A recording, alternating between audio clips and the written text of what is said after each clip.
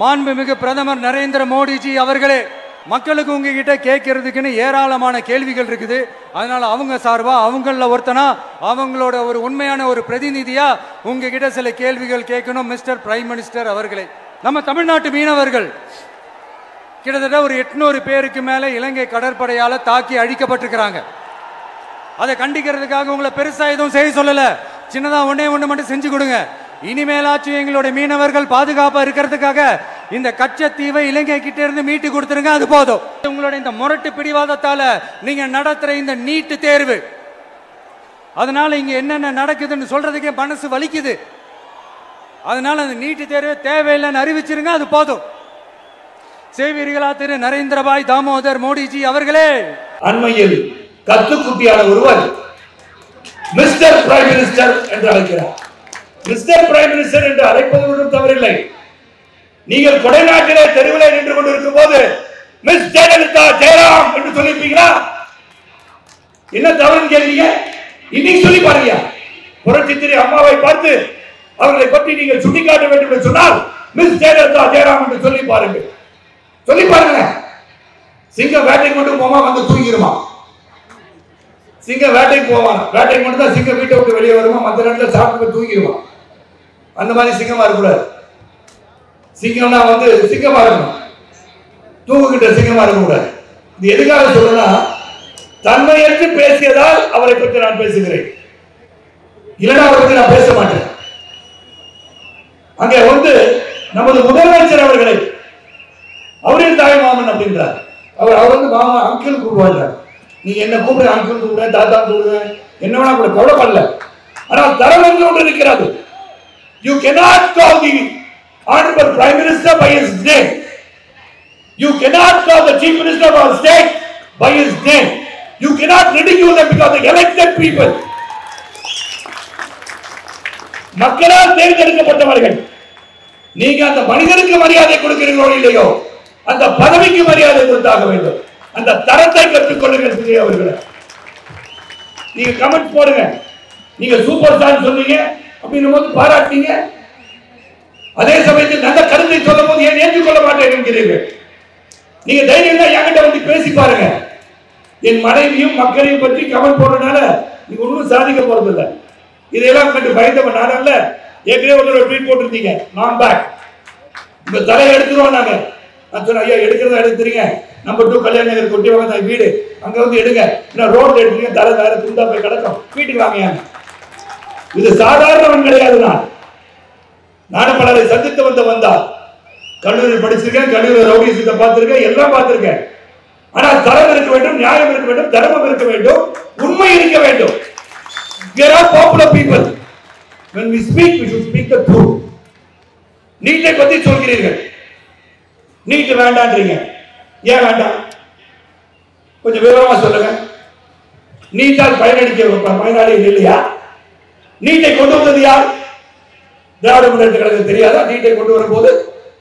ஆனால் ஒன்றை மட்டும் தெரிந்து கொள்ளுங்கள், தகுதி இருப்பவர்கள் பதவிக்கு வர வேண்டும், தகுதி உள்ளவர்கள் அந்த பணிக்கு செல்ல வேண்டும்.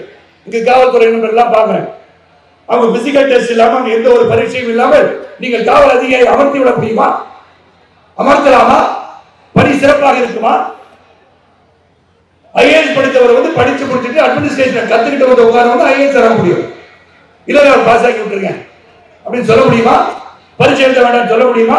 அதே மாதிரி நீட்டு ஒரு உயிரை பாதுகாக்க செல்பவரை, உயிர் காக்கின்ற ஒரு மருத்துவரை, அந்த மருத்துவர் அவருக்கு தகுதி இருக்கிறதா இல்லையா என்று பரீட்சை எழுதுகிறேன் சொல்லியிருக்கிறார்கள். 6 லட்சத்தில் துவங்கி இது 22 லட்சத்துக்கு மேல் கேபிடேஷன் ஃபீ இல்லாம எம்பிபிஎஸ் சாதாரண குக்கிராமத்தில் இருப்பவர்கள் பரீட்சை எழுதி பாஸ் பண்ணா ஃப்ரீயா போய் எம்பிபிஎஸ் பெறலாம் என்பதை வேண்டாம் என்று எதற்காக சொல்கிறீர்கள்? சொல்லுங்க.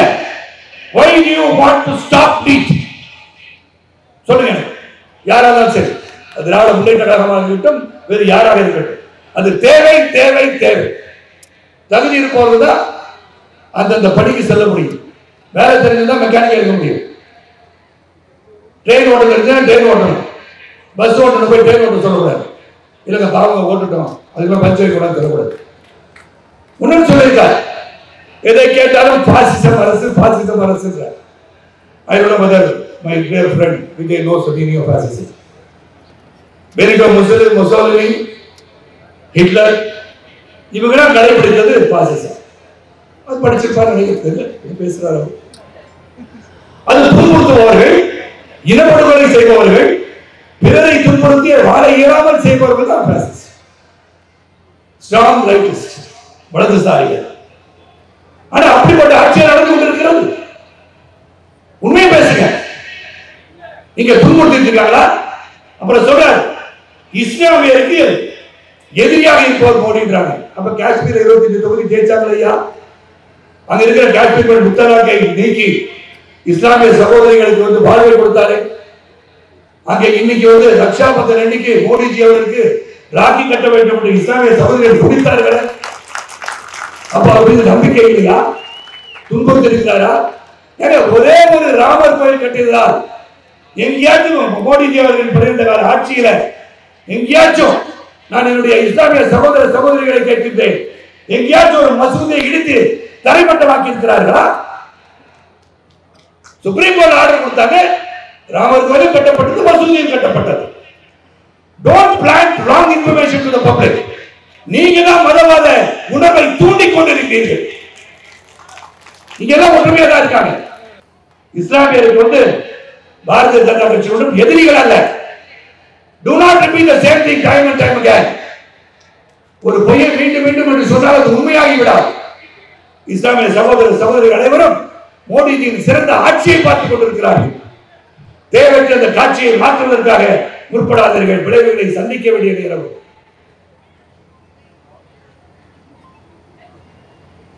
ஆகவே அவர் சொல்லிக்கொள்ள அதுக்கப்பட்டதில்லை. 832 மீனவர்கள் 832 மீனவர்கள் வந்து பாதிக்கப்பட்டிருக்கிறான்னு சொல்றாங்க. அப்ப மோடியின் ஆட்சி வந்த பிறகு எத்தனை பேரை 6 பேரை வந்து தூக்கு தண்டிலிருந்து மீட்டவர் மோடிஜி அவர்கள். அங்கு கைது செய்யப்பட்டவுடன் உடனடியாக விடுவிக்க சொல்வது மோடிஜி அவர்கள். ஒரு மீனவ சகோதரர் கூட மரணமடையவில்லை இந்த 12 கால ஆட்சியில். Do you have data with you, Vijay?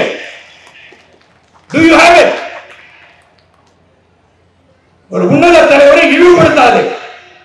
அதுக்கப்புறம் சொல்றாரு கச்சத்தீவை மீட்டு தாருங்க என்றாரு. ஐயா, கச்சத்தீவை தார வந்தது யாரியா? 1974ஆம் ஆண்டு இந்திரா காந்தி அம்மையார் அவர்கள் பண்டார நாயக்க அம்மாவோட ஒரு ஒப்பந்தம் போடுறாங்க. அந்த ஒப்பந்தம் போடுறதுக்கு காரணம் அன்று திராவிட முன்னேற்ற ஆட்சி, கலைஞர் ஆட்சி. கலைஞர் குரல் கொடுத்திருந்தால் இது நடக்கக்கூடாது, இது ஒரு பிடி மண்ணை நாங்கள் கொடுக்க தயாரில்லை என்று சொல்லியிருந்தால் அன்று கச்சத்தீவை தாரை வார்த்து கொடுத்திருக்க மாட்டார்கள். ஆனால் ஒருவர் அது கொடுக்கக்கூடாது என்று குரல் கொடுத்தவர் யார் என்று உங்களுக்கு தெரியுமா? அடல் பிஹாரி வாஜ்பாய் பாராளுமன்றத்தை சொன்னார், இது கொடுக்கப்படக்கூடாது என்று சொன்னார். Do you know this information, Vijay? Do you know this information? Vajpayee அவர்கள் அதை தடுக்க முயன்றார்கள். கலைஞர் அவர்கள் கொடுக்க முயன்று கொடுத்து விட்டார்கள். நீங்க என்ன பண்ணணும்? மோடிஜி அவர்களே, நீங்கள் திராவிட முன்னேற்ற கழகமும் காங்கிரசும் சேர்ந்து இந்த மண்ணை தாராளமாக கொடுத்து விட்டார்கள். நீங்க உங்களுடைய அதிகாரத்தை வைத்து அதை பெற்றுத்தர முயற்சி பண்ணுங்க கேட்டு பார்த்தீங்க. அதை வந்து இவர்கள் செய்யவில்லை என்று நினைத்து விடாதீர்கள். அதற்கான முயற்சியை மோடிஜி அவர்கள் எடுத்துக்கொண்டுதான் இருப்பார்கள்.